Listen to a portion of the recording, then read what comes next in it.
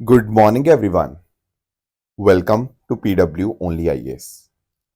दोस्तों, जब हम बात करते हैं ISRO, Indian space research organisation की, तो डेफिनेटली दोस्तों देश को प्राउड मोमेंट दिलाने वाले बहुत सारे जो अलग अलग लॉन्च है वो इसरो के द्वारा किए गए हैं पास्ट के अंदर। और हर बार यहाँ पे कोशिश यही है कि देश का नाम और ज़्यादा रोशन हो। पर पिछले कुछ टाइम में दो ऐसे मिशंस हमने नोटिस करे, खासकर पोलर सैटेलाइट लॉन्च व्हीकल के कॉन्टेक्स्ट में, जहां पर हमें थोड़ा फेलियर देखने को मिला। अब इसमें एक तो कल का मिशन था पीएसएलवी C62 जो था, और इसी तरह से पिछले साल 2025 में मई में जो हुआ था पीएसएलवी C61 के कॉन्टेक्स्ट में था। अब आप यहाँ पे नोटिस कर पाओगे कि दो बैक टू बैक यहाँ पे फेलियर मिशंस हमें यहाँ पे देखने को मिलते हैं पोलर सैटेलाइट लॉन्च व्हीकल के कॉन्टेक्स्ट के अंदर। So will try and understand कि आखिर ये लॉन्च फेल क्यों हुआ, plus at the same time आखिर ये पूरा मिशन क्या था। दोस्तों, यहाँ पे 12 जनवरी यानी कि कल ये प्लान था कि सतीश धवन स्पेस सेंटर से श्रीहरिकोटा आंध्र प्रदेश से पीएसएलवी C62 लॉन्च होगा, एंड एक्चुअली इसको लॉन्च भी किया गया। पर हमें यहाँ पे नोटिस करने को मिलता है कि जो तीसरी स्टेज थी ना, वहां पर जाकर जो ट्रिजेक्टरी थी उसमें कुछ बदलाव आने लग गया, एंड वहां से हम यहाँ पे कह सकते हैं कि मिशन सक्सेसफुल नहीं हो पाया। थोड़ा अंडरस्टैंड करते हैं कि आखिर इस मिशन में क्या था। देखो, इस मिशन के अंदर एक तो थी इंपॉर्टेंट सैटेलाइट जिसका नाम है EOS N1, earth observation satellite N1, जिसका अन्वेषा नाम यहाँ पे रखा गया था। ये जो पर्टिकुलर अन्वेषा सैटेलाइट थी, इसका बहुत सारा फायदा था।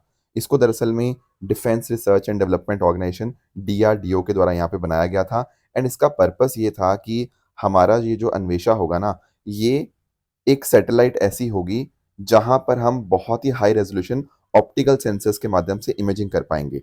एक्चुअली पॉइंट ये था कि इसको हम लोग लो अर्थ ऑब्जर्वेशन के अंदर, लो अर्थ ऑर्बिट के अंदर यहाँ पे हम प्लेस करेंगे। वहां से हमारा बॉर्डर सर्वेलेंस आसान हो जाएगा, लाइन ऑफ कंट्रोल हो गया, लाइन ऑफ एक्चुअल कंट्रोल हो गया, वहां पर नजर रखना हमारे लिए पॉसिबल हो पाएगा और अच्छे ढंग से। Plus at the same time agriculture, urban mapping, environmental monitoring, resource assessment, इन सब चीज़ों के रिगार्डिंग भी अलग अलग जो काम है वो सिविल यूजेस के वो भी हो सकते हैं। इनफैक्ट यहाँ से डिजास्टर मैनेजमेंट को भी यहाँ पे फायदा मिलना था, क्योंकि साइक्लोन्स, फ्लड्स, लैंडस्लाइड्स, इन सबको भी यहाँ पे डेटा हमारे सामने आ सकता था। तो ये तो बात थी इसके सैटेलाइट के बारे में। तो एक तो ये सैटेलाइट थी, और साथ ही साथ इसके अलावा लगभग 15 और सैटेलाइट्स थी। तो लॉन्च किया गया था पीएसएलवी के माध्यम से। जब हम बात करते हैं ना पोलर सैटेलाइट लॉन्च व्हीकल की, दरअसल में इसके अंदर आपको टोटल 4 स्टेजेस देखने को मिल जाती हैं। पहली स्टेज सॉलिड, दूसरी लिक्विड, तीसरी सॉलिड, चौथी लिक्विड। तो सॉलिड लिक्विड इस तरह से 4 स्टेजेस आपको यहाँ पे देखने को मिल जाती हैं। तो ऐसा देखा गया कि जब ये पीएसएलवी को लॉन्च किया गया तो तीसरी स्टेज के अंदर हमें कुछ अनोमली देखने को मिली, एंड जिस वजह से ये सक्सेसफुल नहीं हो पाया। तो इस तरह से ये इसरो की 64th पीएसएलवी फ्लाइट थी, और ये एक रिटर्न टू फ्लाइट मिशन था। और लास्ट ईयर जो मई 2025 मैंने आपको बताया C61 पूरा सक्सेसफुल हमें नहीं देखने को मिला था। तो उसके बाद उम्मीद ये थी कि यहाँ पर हम सक्सेसफुल हो पाएंगे, पर ये भी हमारा लॉन्च ठीक नहीं हो पाया। अब इम्पॉर्टेंट ये बन जाता है कि हम यहाँ पर देखें, क्योंकि एक्चुअली आप अंडरस्टैंड करो कि जो पीएसएलवी की जब हम बात करते हैं ना, तो दुनिया भर के अंदर it is one of the most reliable rockets. और हमारा यहाँ पे लॉन्च भी हमारा यहाँ पे काफ़ी ज़्यादा सस्ता होता है एज़ कम्पेयर टू बाकी अदर कंट्रीज़। पर अगर इस तरह से थोड़ा-सा ऐसे कंसर्न्स आएँगे, उससे कहीं न कहीं हो सकता है कि जो और बाकी प्राइवेट कंपनीज़ हैं, वो सोचें कि चलो कहीं और से, इसरो के अलावा कहीं और से लॉन्च करवाया जाए। So it becomes very very important कि हम यहाँ पर देखें कि क्या रीज़न्स रहे, क्या टेक्निकल रीज़न्स रहे इस पर्टिकुलर मिशन के सक्सेसफुल ना होने के पीछे, एंड अकॉर्डिंगली उनके रिगार्डिंग यहाँ पे काम किया जाए। तो ये आपको अन्वेषा सैटेलाइट के बारे में और इसरो का ये जो पीएसएलवी C62 मिशन है, आई होप इसके बारे में आपको आइडिया लग गया होगा। ठीक है ना? तो इसके साथ-साथ अगर हम बात करें तो इन्फ्लेशन का डेटा आया है, ठीक है? जब हम बात करते हैं इन्फ्लेशन की, तो आप लोग जानते होंगे कि हमारा टारगेट क्या है, 4 ± 2% के बीच में इन्फ्लेशन को रखना। यानी कि अगर हम बात करें ना, तो lower tolerance limit 2% and upper tolerance limit 6% इसकी हो सकती है। अभी दिसंबर का जो आंकड़ा हमारे सामने आया है, वहाँ पर आपको ये नंबर आया है 1.33%। तो अभी भी हम यहाँ पे 2% से नीचे हैं, जो हमारा टारगेट रेंज का बीच में देखने को मिलता है, राइट? दोस्तों, डेट है आज की 13 जनवरी 2026, एंड आप सभी का स्वागत है आज के प्रीलिम बूस्टर न्यूज़ डिस्कशन में। स्टार्ट करते हैं। पहला जो टॉपिक आज हमें समझना है वो है कैटास्ट्रॉफी बॉन्ड्स के कॉन्टेक्स्ट में। इसको ना हम पॉपुलरली कैट बॉन्ड के नाम से जानते हैं। अभी न्यूज़ में पता क्यों है? क्योंकि केरला ने यहाँ पे सेंट्रल गवर्नमेंट को बोला है कि आप कैट बॉन्ड्स को इंट्रोड्यूस करिए। देखो बड़ा ही इंटरेस्टिंग कॉन्सेप्ट है, प्लीज इसको ध्यान से समझना। होता पता क्या है, जैसे फॉर एग्जाम्पल आप लोग बॉन्ड्स तो जानते होंगे। बॉन्ड्स में क्या होता है, एक पर्सन यहाँ पे या एक इन्वेस्टर आप कह सकते हो उन बॉन्ड को खरीदता है एंड पैसा प्रोवाइड करता है। मान लो जैसे मैं हूँ, ठीक है, और सामने किसी को पैसों की जरूरत है, ठीक है, तो मैं इनको पैसा दूंगा, बदले में ये मुझे बॉन्ड देंगे, और ये जो भी इसका टाइम पीरियड फिक्स होगा, उस मेच्योरिटी के टाइम के ऊपर यहाँ पर मुझे वो पैसा रिटर्न हो जाएगा विद वॉट एवर जो भी इंटरेस्ट या जो भी जैसे भी डिसाइड हुआ होगा, ठीक है। पर कैट बॉन्ड्स के अंदर पता क्या होता है, मान लेते हैं मैंने बॉन्ड खरीद लिया, ठीक है, और मैंने फंड भी दे दिए, मान लो सरकार को फंड दे दिए, ओके। अब होगा पता क्या, अगर मान लो कल को कुछ डिजास्टर कुछ कैटास्ट्रॉफ आ गया, तो पता क्या होगा, तो मैंने यहाँ पे जो पैसा लगाया हुआ था ना, उसमें से काफी सारा पैसा मेरा वापस नहीं मिलेगा मुझे। कुछ पैसा मिलेगा, कुछ पैसा नहीं मिलेगा, तो मुझे एक तरह से नुकसान होगा। बट अगर मान लो कोई कैटास्ट्रॉफ यहाँ पे नहीं आया, तो भाई मुझे खूब खूब अच्छा खासा पैसा मिलेगा। तो are you getting my point? तो हो पता क्या रहा है, आप एक तरह की बेट लगा रहे हो कि अगर यार कुछ बुरा हो गया, अगर कोई डिजास्टर आ गया, तो मेरा थोड़ा पैसा डूब जाएगा, पर अगर कोई डिजास्टर नहीं आया ना, तो उस केस में मुझे खूब कमाई होगी एज एन इन्वेस्टर। अब आपके दिमाग में आ रहा होगा कि सर गवर्नमेंट ऐसा क्यों करना चाह रही है, ऐसे बॉन्ड्स क्यों चाहिए गवर्नमेंट को? देखो, आप समझो इस बात को, अगर डिजास्टर नहीं आया तो कोई दिक्कत नहीं, सरकार पैसा दे ही देगी। पर कल को कोई बड़ा डिजास्टर आ गया, तो सरकार के पास पैसा कहाँ से आएगा? तो उसका एक तरीका हो सकता है ये कैट बॉन्ड्स वाला पैसा। यहाँ पे जो इन्वेस्टर्स हैं उनको फिर हम पैसा उतना रिटर्न नहीं करेंगे। If that is the case, अगर मान लो कुछ डिजास्टर आता है, तो उस केस में क्या होगा, सरकार के पास पैसा होगा डिजास्टर के साथ लड़ने का। यही होता है आपका कैट बॉन्ड, कि अगर कोई मेजर डिजास्टर अकर नहीं करता, इन्वेस्टर को प्रिंसिपल तो मिलेगा प्लस बहुत अच्छा इंटरेस्ट मिलेगा, पर अगर कुछ आ गया इस तरह से कैटास्ट्रॉफ, उस केस में कुछ हिस्सा प्रिंसिपल का यहाँ पे रिलीफ के तौर के ऊपर रख लिया जाएगा। ऐसा बहुत सारे देश, मैक्सिको, फिलीपींस ऑलरेडी इस तरह की चीजें करते हैं। तो अब यहाँ पे केरला ने यहाँ पे बोला है कि भाई आप भी इस तरह से कुछ कैट बॉन्ड्स यहाँ पे लॉन्च करो, ताकि आपकी जो इंश्योरेंस लिंक सिक्योरिटीज हैं वहां पर पता क्या हो, disaster related financial risk government से इन्वेस्टर के ऊपर आ जाए, इन्वेस्टर्स के ऊपर एक तरह से हम यहाँ पे इंश्योरेंस एक तरह से उनके माध्यम से यहाँ पे हो जानी चाहिए। ये फोकस होता है, इससे कहीं ना कहीं डिजास्टर के बाद पैसों की दिक्कत यहाँ पे नहीं रहती है, और कई सालों के लिए प्रोटेक्शन रहता है। और ऐसे कई तरह के बॉन्ड्स होते हैं, जैसे कैट बॉन्ड्स है ना, ऐसे ही होते हैं ग्रीन बॉन्ड्स। ग्रीन बॉन्ड्स क्या होते हैं, ये इन्वायरमेंट के लिए, किसी को पैसा चाहिए इन्वायरमेंट चीजों के लिए रेस करने के लिए, तो वो ग्रीन बॉन्ड इशू करता है। जैसे आपका एसबीआई हो गया, या फिर आपका Indian renewable energy development agency हो गया, वो यहाँ पे इस तरह से इसको इशू करती है। फिर ब्लू बॉन्ड्स में क्या होगा, जो पैसा होगा वो फिशरीज के लिए, मेरीन कंजर्वेशन के लिए, वेस्ट वाटर मैनेजमेंट के लिए होगा। इसके अलावा आपके होते हैं मसाला बॉन्ड्स। मसाला बॉन्ड्स पता क्या होते हैं, मान लेते हैं आपने पैसा रेस करना है और आपको दूसरे देश से पैसा रेस करना है, मान लो इंडिया में कोई बंदा है, इसको यूएसए से पैसा रेस करना है, तो किस करेंसी में पैसा रेस करेगा? अगर वो रुपीस की फॉर्म में पैसा रेस कर रहा है ना, जो लोकल करेंसी है, तो उसको हम बोलते हैं रुपी डिनोमिनेटेड बॉन्ड्स। क्योंकि इंडिया में मसाले बड़े पॉपुलर हैं, तो इसीलिए इंडिया में इसको नाम दिया जाता है मसाला बॉन्ड्स। ऐसे अलग अलग देशों में इसको कंगारू बॉन्ड्स, पांडा बॉन्ड्स के नाम से बोलते हैं, जहां जो चीज पॉपुलर है। तो इससे पता क्या होता है, हमें एक्सचेंज रेट का खतरा नहीं होता, ठीक है। ये होते हैं मसाला बॉन्ड। उसके अलावा एग्रीकल्चर बॉन्ड्स हो गया, ठीक है, ये एग्रीकल्चर सेक्टर के लिए इस्तेमाल होंगे। म्यूनिसिपल बॉन्ड आपका अर्बन लोकल बॉडीज इशू करती हैं पैसा रेस करने के लिए। सस्टेनेबिलिटी बॉन्ड्स होते हैं जो कहीं ना कहीं इन्वायरमेंट और सोशल वेलफेयर को एक तरह से बैलेंस करते हैं। सोशल बॉन्ड्स होते हैं एक तरह से जो health, education, housing, employment generation के अंदर काम करते हैं। इंफ्रास्ट्रक्चर बॉन्ड्स सड़कों के लिए, रेलवेज के लिए, पावर, पोर्ट्स, इन सब के लिए पैसा यहाँ पे जुगाड़ने की कोशिश करते हैं। तो इस तरह से डिफरेंट डिफरेंट बॉन्ड्स होते हैं। पर कैट बॉन्ड्स थोड़े कम लोगों को पता होता है, तो हमने थोड़ा इसको डिटेल में यहाँ पे समझ लिया, और अभी ये न्यूज़ में भी है। नेक्स्ट आते हैं अगले टॉपिक पे, that is your Weimar triangle. थोड़ा इसको अंडरस्टैंड करने की कोशिश करते हैं। देखो आप यहाँ पे इस पिक्चर की तरफ फोकस करने की कोशिश करना, आप रियलाइज करोगे यहाँ पर तीन देशों के नाम लिखे हुए हैं। एक है फ्रांस, दूसरा जर्मनी, तीसरा है पोलैंड, ठीक है। अब आप लोगों को एक बात पता होगी कि 1991 के अंदर यूएसएसआर का डिसइंटीग्रेशन होता है। उसके बाद से कहीं ना दुनिया की जो पॉलिटिक्स थी वो काफ़ी ज़्यादा बड़े तौर के ऊपर यहाँ पे बदल जाती है। उसी टाइम में ना वेमार बेसिकली एक जगह है जर्मनी के अंदर, वहां पर ये तीन देश मिलते हैं, फ्रांस, जर्मनी और पोलैंड। ये मिलकर एक ग्रुपिंग बना लेते हैं जिसका नाम रखते हैं वेमार ट्रायंगल। अब इसका पर्पस क्या होता है? देखो इस ग्रुपिंग का पर्पस ये होता है एक तो इसका बहुत इंपॉर्टेंट पर्पस था कि पोलैंड को मदद करी जाए नेटो के अंदर लाने की और यूरोपियन यूनियन के अंदर लाने की। एंड इनफैक्ट वो लाया भी गया, क्योंकि आप नोटिस करते हैं ना कि जो नेटो के अंदर पोलैंड मेंबर बन गया 1999 में, और यूरोपियन यूनियन का मेंबर बन गया आगे जाके 2004 के अंदर। Plus at the same time तीनों देशों के अंदर किस तरह से कॉपरेशन यहाँ पे बेहतर हो, regional cooperation, educational cooperation, academic cooperation, political dialogues जो है आपस में, जो भी इश्यूज चल रहे हैं उन कॉन्टेक्स्ट में यहाँ पर हो पाए। तो ये सारी चीज़ें जो थी ना यहाँ पर हमें देखने को मिल जाती हैं इन तीनों देशों के बीच में। एंड उस वजह से यहाँ पे आपको वीमा ट्रायंगल आपको फॉर्म होता हुआ देखने को मिला 1991 के अंदर, जब तीनों देशों ने एक जॉइंट डिक्लेरेशन यहाँ पे दी। इसके साथ ही साथ अगर हम बात करें, यूरोपियन कोर को डेवलप करने की इनकी कोशिश थी, और एक्चुअली ना काफ़ी लंबे टाइम तक ये उतना सक्सेसफुल नहीं रहा। मैं आपको समझाता हूँ, मतलब सक्सेसफुल इन द सेंस कि थोड़ा डॉर्मेंट रहा। डॉर्मेंट मतलब एक्टिव नहीं था। 2010 वाला जो पूरा दशक था ना, उसमें उतना एक्टिव नहीं रहा। पर 2022 में जब रशिया ने यूक्रेन के ऊपर अटैक कर दिया, उसके बाद ये बहुत एक्टिव हो गए कि अब तो हमें यहाँ काम करना पड़ेगा, यूक्रेन की मदद करनी पड़ेगी, रशिया के अगेंस्ट सैंक्शन लगाने पड़ेंगे। तो कहीं न कहीं यहाँ से वीमा ट्रायंगल और ज़्यादा पॉपुलर होता हुआ देखने को मिला। अभी हम सर क्यों डिस्कस कर रहे हैं? अभी इसलिए डिस्कस कर रहे हैं क्योंकि भारत ने पहली बार पार्टिसिपेट किया है वीमा ट्रायंगल के फॉर्मेट के अंदर, जहाँ पर आप नोटिस कर पाओगे डॉक्टर एस जयशंकर जो हमारे एक्सटर्नल अफेयर मिनिस्टर हैं, उन्होंने पेरिस के अंदर एक एक्सटेंडेड मीटिंग यहाँ पे ज्वाइन करी इन तीनों देशों के साथ, इनके जो फॉरेन मिनिस्टर्स हैं, फ्रांस, जर्मनी और पोलैंड के। इसीलिए टॉपिक हमारे लिए इंपॉर्टेंट बन जाता है।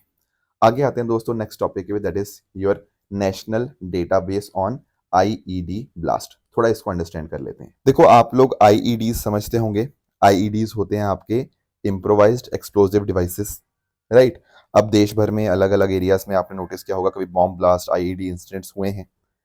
अब हम पता क्या चाहते हैं कि हमारे पास एक प्रॉपर डेटा हो, एक सिंगल प्लेटफॉर्म के ऊपर जितना भी डेटा है किसी एक्सप्लोजन का, किसी आईईडी इंसिडेंट का, उसको हम यहाँ पर अपलोड करें, ताकि अलग अलग एजेंसी उसको आराम से अच्छे से एनालाइज करके अपनी इन्वेस्टिगेशन यहाँ पे स्ट्रॉन्ग कर पाएं। इससे फ़ायदा पता क्या होगा? देखो, कई बार ना पता क्या होता है कि अलग अलग एजेंसीज होती हैं, उनके बीच में कोऑर्डिनेशन नहीं हो पाता। उस वजह से क्या होता है, हम इनको अच्छे ढंग से इन्वेस्टिगेट नहीं कर पाते। उनका करने का तरीका, उनका जो मॉडस ऑपरेंडी होता है, उसको हम समझ नहीं पाते। पर अगर हमारे पास एक सिंगल डेटाबेस होगा, तो कहीं न कहीं हमें मदद करेगा। और इसीलिए हमारे होम मिनिस्टर अमित शाह जी ने यहाँ पे क्या किया है, इनॉग्रेट किया है national improvised explosive device data management system, ठीक है? National data on IED blast, NIDMS इसको आप ये ब बोल सकते हो। तो एक सिंगल सेंट्रलाइज़्ड आपको डिजिटल प्लेटफ़ॉर्म देखने को मिल जाएगा, जहाँ पर जितने भी भारत में ब्लास्ट हुए हैं 1999 के बाद में, उन सब का डेटा एक सिंगल जगह के ऊपर होगा। और इसको यहाँ पे काम देखेगा नेशनल सिक्योरिटी गार्ड, ये इसकी नोडल एजेंसी होगी, और इसके हेडक्वार्टर भी एनएसजी गैरिसन मानेसर हरियाणा के अंदर ही होंगे। तो कहीं न कहीं इस तरह से काउंटर टेररिज्म इन्वेस्टिगेशन को बेहतर बनाने के लिए, कोऑर्डिनेशन एजेंसीज के बीच में अच्छा करने के लिए ये काम किया जा रहा है। और इसमें आपकी state police, central armed police forces और बाकी और जो इन्वेस्टिगेशन एजेंसीज है, वो इस प्लेटफॉर्म को इस्तेमाल कर सकती हैं अपनी चीज़ों को बेहतर करने के लिए। तो इससे कहीं न कहीं एक सिंगल रिपॉजिटरी हो जाएगी, सिंगल कलेक्शन हो जाएगा। अलग-अलग एजेंसीज़ के आस-पास जो डेटा था, वो सारा इकट्ठा एक जगह के ऊपर आ जाएगा। अब इसमें हम एआई का इस्तेमाल भी कर सकते हैं, पैटर्न अंडरस्टैंड कर सकते हैं, कैसे-कैसे वो चीज़ें हो रही हैं। इसके अलावा किस तरह से इंसिडेंट का लोकेशन के साथ, एक्सप्लोसिव के साथ क्या-क्या लिंकेज है, क्या उनका काम करने का मॉडस ऑपरेंडी क्या है, डेटा शेयरिंग आराम से हो पाएगी। ये सारी चीज़ें हम यहाँ पे समझ पाएँगे, और इस वजह से एनआईडीएमएस जो है, हमारे यहाँ पे देश के अंदर सिक्योरिटी को बेहतर बनाने के लिए एक बहुत-बहुत इम्पोर्टेंट कदम हमें देखने को मिल जाएगा। आगे आएँगे नेक्स्ट टॉपिक पे, दैट इज़ ओरेशनिक मिसाइल। देखो, रशिया ने अभी पता क्या किया है, ओरेशनिक बैलिस्टिक मिसाइल इस्तेमाल करी है यूक्रेन के ऊपर स्ट्राइक करने के लिए। अब ये अपने आप में बहुत ही कंसर्निंग बात हो जाती है। पता है क्यों? क्योंकि एक्चुअल में ना जो ओरेशनिक बैलिस्टिक मिसाइल है, ये एक हाइपरसोनिक बैलिस्टिक मिसाइल है। हाइपरसोनिक क्या होता है? हाइपरसोनिक होता है जिसकी स्पीड बहुत-बहुत ज़्यादा होती है। देखो, आप लोगों ने सुना होगा सबसोनिक, सुपरसोनिक, है ना? हाइपरसोनिक यहाँ पे अगर हम बात करें ना, इसकी स्पीड जो है वो मैक 10 से भी ज़्यादा है। मैक का मतलब तो क्या होता है? Speed of sound. तो अगर यहाँ पे लिखा है मैक 10 प्लस, मतलब 10 टाइम्स साउंड ऑफ स्पीड से भी ज़्यादा इसकी स्पीड आपको देखने को मिल जाएगी। तो इसका इस्तेमाल किया गया है। साथ ही साथ ये एक इंटरमीडिएट रेंज की है। बेसिकली इसकी जो रेंज है, वो लगभग 3000 से 5500 किलोमीटर के आसपास की है। और इसमें आप कन्वेंशनल वॉरहेड भी और न्यूक्लियर वॉरहेड को भी कैरी कर सकते हो इस मिसाइल के माध्यम से।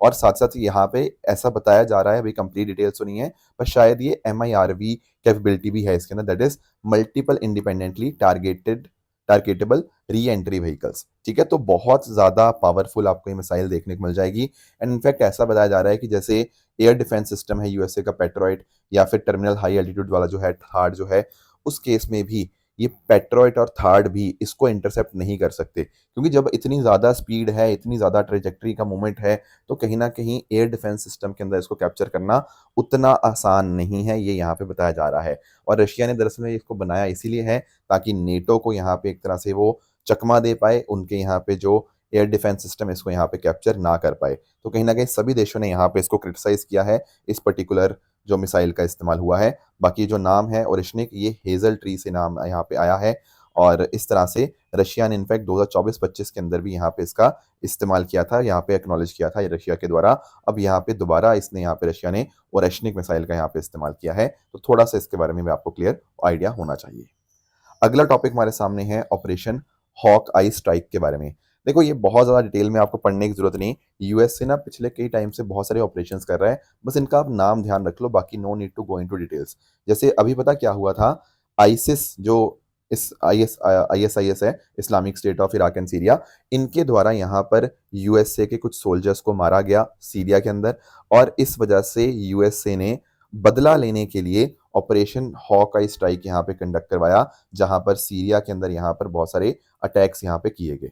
सिमिलरली यूएसए ने और बहुत सारे ऑपरेशंस किए हैं, for example operation southern spear यहाँ पे किया गया था। ये रेड सी और गल्फ ऑफ एडन वाला जो रीजन है, यहाँ पर आप पिक्चर में देख सकते हो, ठीक है, रेड सी और गल्फ ऑफ एडन वाला जो रीजन है, यहाँ पर यूएसए ने ऑपरेशन सदर्न स्पीयर यहाँ पे पिछले टाइम्स के अंदर यहाँ पे कंडक्ट किया था।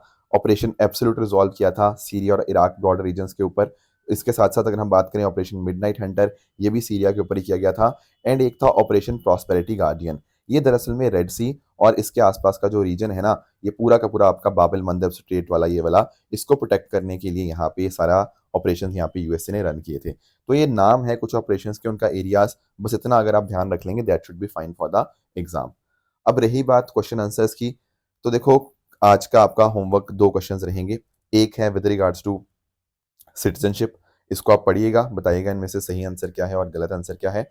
एंड एक दूसरा क्वेश्चन है विद रिगार्ड्स टू प्रोहिबिशन की रिट के बारे में। तो रिट्स के बारे में भी बार बार क्वेश्चन पूछे हुए हैं यूपीएससी ने, तो इनका आइडिया भी हमें यहाँ पे होना चाहिए।